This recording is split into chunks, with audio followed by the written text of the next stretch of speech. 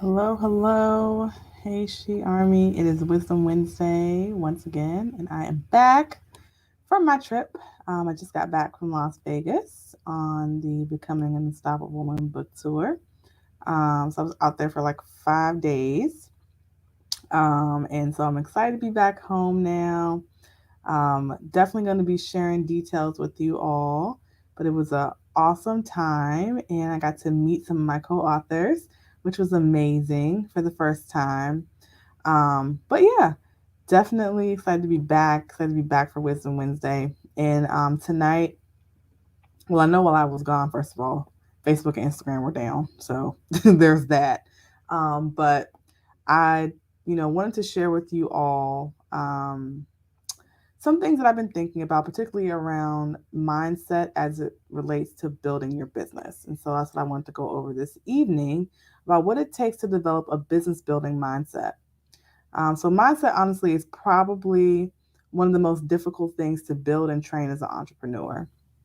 There's like so much being thrown at you, so much you have to learn that it's just easy to get caught up in people's words, whether they like or they don't like your post, whether they buy from you or they do buy, all the strategy, et cetera, right? So it can definitely be overwhelming. But if you focus on believing that you can build a business and believing that there's value in what you have to offer, then you will be successful. You have to constantly be in a success mindset. And also, you need to do the things that are going to help you be successful.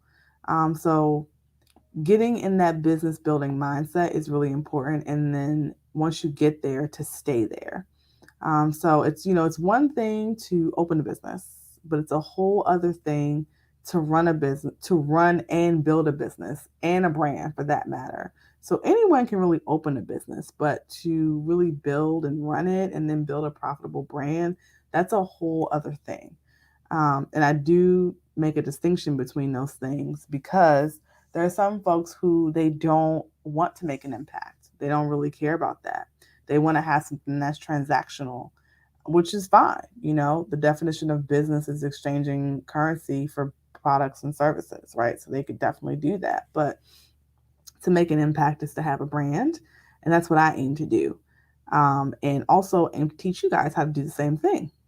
Um, so I want to talk about some things in addition to the mindset that will help you get into a business building mindset and some things to really think about. So the first thing is you need to have systems for your business. Systems, standards, and standing operating procedures. Those are all important. And getting in that mindset of things that you need to have so that you can be successful, so that you can scale properly. Also, get into the habit of looking at your numbers. A lot of us shy away from our numbers. We don't want to look at the revenue and the expenses. We're like, oh my gosh, because if I look at that, I have to face the fact that maybe I'm not making money or I'm not making as much money as I thought I was going to make. Not to say you have to be looking at your numbers every second, but you do need to look at them. I look at my numbers. I check in. There's some things I do more frequent than others. I do check in daily on my numbers. I'm a numbers person, so I'm an engineer, so I look at the numbers. But I would say at the very least, if you're not going to look at least look weekly. Check in on your progress weekly to see how you're doing. Therefore, you can make adjustments as needed, right? Get into the habit, build a mindset of that. Looking at your numbers or knowing your numbers is a good thing. Um, the next is having the confidence to make decisions in your business and not needing a partner or a spouse um, to do that. I'm not saying that you can't have a partner or you can't have a spouse speak into or, give advice, but I'm a firm believer in that if you are the sole owner or you're the person that's running the business, you need to be able to make decisions, right? Um, your business doesn't necessarily need everybody's opinion. They need you. Your business needs you. So at the end of the day, if you're the one that is in charge, you have to be able to make those different types of decisions. Oh, hey, we got another entrepreneur in the house, electrical engineer. Yes. So I started out as an ECE major. and ended up as an operations researcher and industrial engineer. So I did ECE for like 2.5 years. I thought I was going to work for NASA. P.S. Um, that's a whole nother story. I'll tell that story after the live. So, so yeah, I mean, you have to have that confidence to be able to make those types of decisions. If you have a hard time telling people no, if you have a hard time being frank and upfront, you're going to have a hard time running your business. And that's just the facts.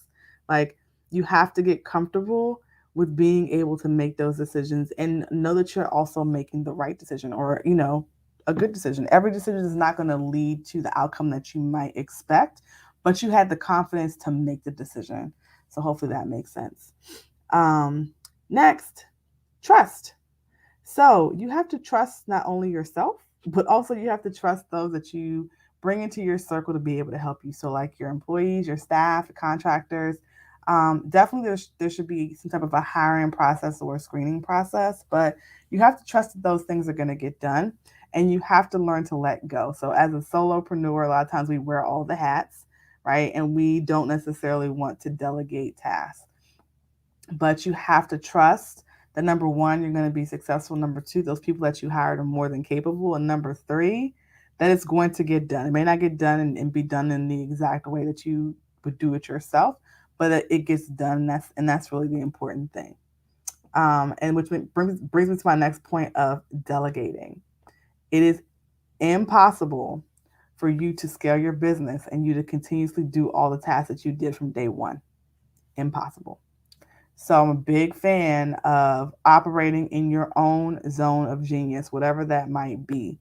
So, like for example, I teach a lot of stuff on social media, but I don't necessarily consider social media to be my particular zone of genius. My zone of genius is actually strategy and think tank.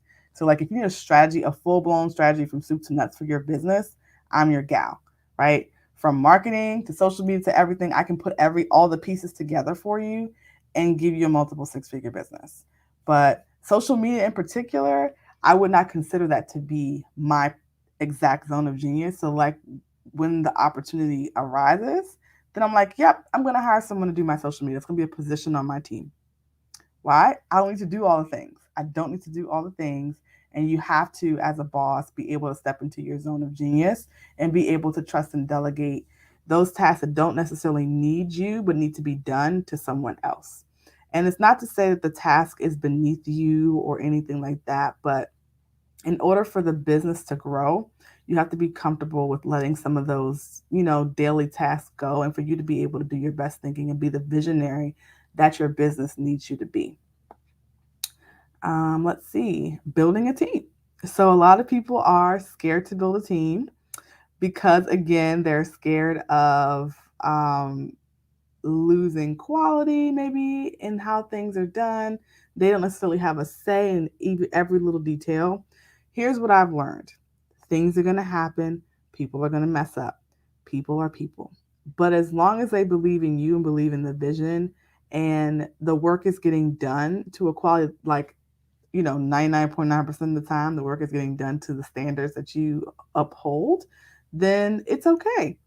Like, mistakes are going to happen. Everybody, including you, are not going to be is not going to be perfect. So, but you do want to build a team that does believe in the vision and mission of your company. That people that want to grow within your organization, because if they want to grow, then that will help your business grow as well. People are looking for positions that fulfill them, that they can actually learn. And so you being able to provide someone that opportunity, that's like one of the greatest gifts in the world, right? So don't be afraid to build a team, but not just anybody, people who actually know what they're doing, right? People that believe in you, believe in the mission. So always think about that. And then if you have never hired someone before, it may be a good idea to bring in someone that has hired so that can help you with that process. Because if you've never actually supervised people or led a team, it can be difficult to be able to screen people and really figure out what it is that you're looking for. And I think also encompassing with that is also knowing what positions to hire for first. People tend to hire for positions that they don't need right away. So what I would suggest you do is, as the boss, if you're the person doing all the things, make a list of all the tasks that you do, right? So just make a list of everything that you do, and then you need to kind of categorize them into types of positions. So like you might have social media is definitely its own thing. So social media and design maybe, and then you may have some more administrative tasks like what? Like answering the phones, answering emails. So all the things that you might do that can be categorized by position, and then kind of look and see, okay, do I actually have enough tasks for someone to do? Maybe if it's like not enough work per position, but maybe you can pair things together. What makes sense to go together? You probably want to hire a generalist first. So someone who, like I said, pairing different tasks together, somebody who can do a variety of things. And then as your business grows, you're going to need specialists. So people who maybe do one thing, who are good at one thing. So maybe I'm just using this as an example. Maybe your first position is an admin position where that person can answer emails for you, answer phones, kind of interface with clients to kind of take some of that load off of you. And then maybe let's just use let's use coaching as an example. Maybe the specialist position you hire would be an assistant coach to help you with your program, administering your program, whatever that might look like. Um, and so, lastly, the last tip I would give is um, knowing how your marketing works. So it's one thing to just be on social media all day and to just kind of do things, just put stuff out there. But definitely, you need to have some type of a strategy and understand how all the things, all the pieces are going to work together. Your business and your brand is like an ecosystem, right? And bringing people into your ecosystem, they might come in a variety of ways, but you have to understand how all those pieces fit together, how people come in, what's the track that they're on, and how they may exit, right? And how they may exit, but how you want to keep them within your ecosystem. So, understanding all those pieces will definitely help you to continue to be in a business building mindset. Um, so, guys, I hope that that's been helpful for you. Let me know if you have any questions. Please feel free to drop them in the chat. Whether you're watching this live now or you're watching it later, please feel free to do so. I do have some things coming up. The first thing is a workshop. It's going to be next Thursday at 8 p.m.